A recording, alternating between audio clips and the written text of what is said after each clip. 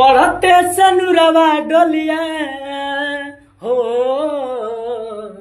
पढ़ते सनुरवा डोलिया उठे नैहर से आखिरी विदाई होला। बलमुआ के घर से आखिरी विदाई होला। पियावा के घर से आखिरी विदाई होला। शुरू होला जिंदगी नया हो, शुरू होला जिंदगी नया। भले कोहबर में आखिरी विदाई होला, हो आखिरी विदाई होला। सजनवा के घर से आखिरी विदाई होला। पियवे के घर से आखिरी विदाई होला।